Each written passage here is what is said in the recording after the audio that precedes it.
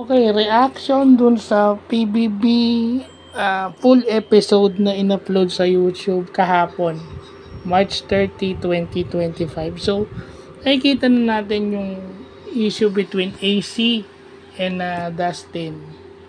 No? So, dun makikita, okay, eto wala kasi silang alam sa loob. But only the guy with the right mindset can prove that. Okay? Inamin ni Dustin na ayaw niya ng tuksukan kasi nahihiya siya. But it does not mean na nai-in love siya. Okay? Babalikan ko yung sinabi ko. Sinabi na rin mismo ni Dustin at saka nung ibang mga housemates na mahirap magkainlaban dito sinabihan pa nga nila itong si house guest si Ivana na pauso yung jojowain, totropahin. So, bago siya lumabas, bumawi siya dahil siya lang hindi sumasagot. I mean, if AC knew na sinusuportahan siya ng boyfriend niya, dun sa mga post, hindi pa niya kasi nakikita yung post kasi hindi pa siya lumalabas. Nung humiwalay si Dustin sa kanya dahil bro code, dahil ano yung mapipil nung Larkin Castor, yun. So, inamin ni AC, it's very clear na alangan namang maging killjoy siya. At nami-misinterpret yun ng ibang housemate dahil mga tuksuhan. So, it all boils down to one thing. Yun ang nakikita, yung mga patingin-tingin ni Dustin is just that humahanga nga lang sa ganda ng isang tao. Hindi naman necessarily meaning na na-in love ka. Okay? Now, ipapasok ko yung Dasvan.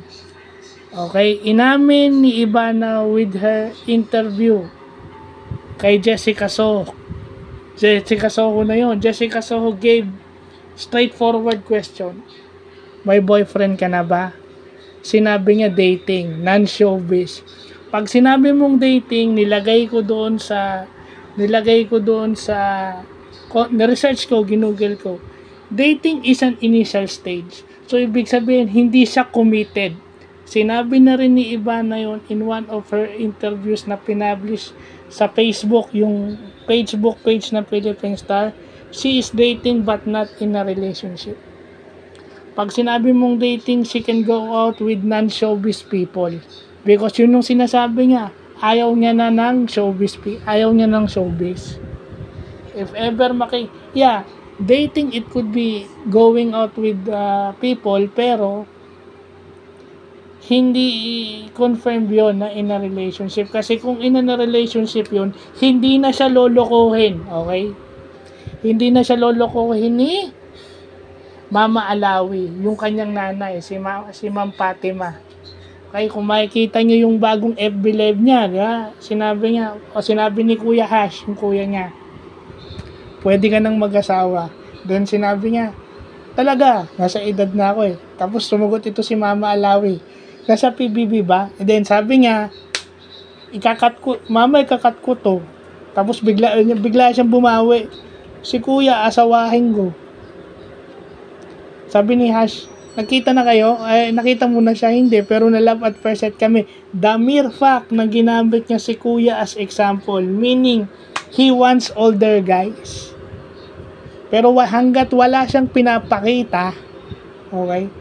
Hanggat wala siyang pinapakita, kasi sigurado naman ako the same thing na sinabi niya with Ashley. Nag-usap sila ni Ashley, di ba, nung March 9, nung unang araw nila. Pagpasok nila, nagkakwentuhan sila ni Ashley. Ang sinabi rin niya kay Ashley, dating. So, ano ibig sabihin ng dating?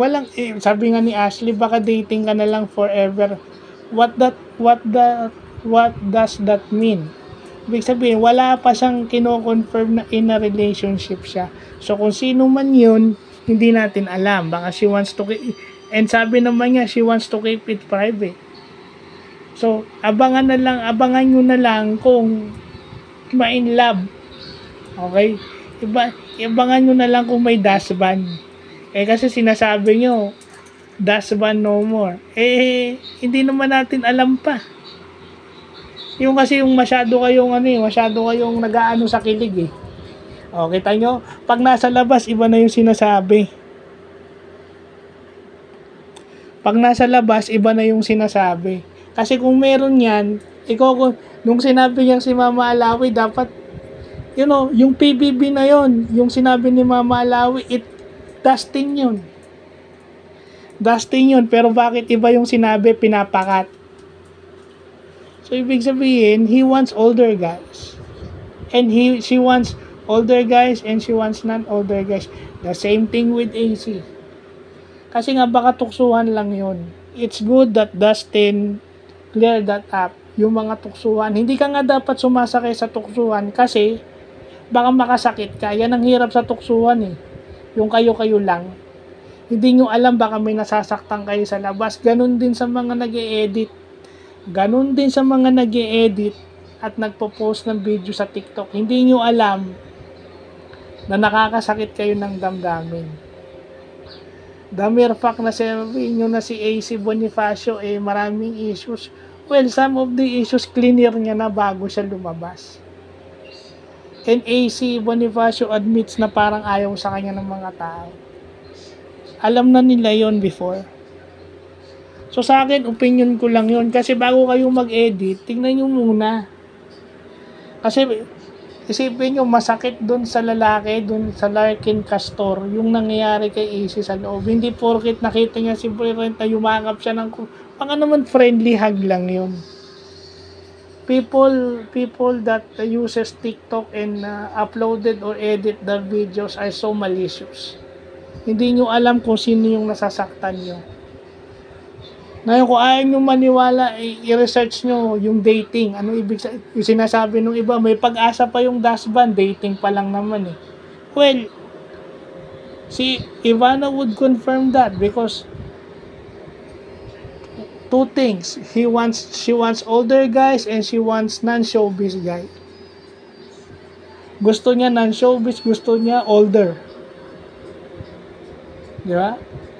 Hindi, sa ligawan kasi, hindi mo maaalis kung may standard yung mas may edad. Pwede na lang kung talagang matured, no? Kasi when you left the confinement like the PBB, okay, yun na yung sinasabi ko eh. Pag yan, natulad sa JM Piang, posible. Kasi yung JM Piang hindi naman umaamin eh.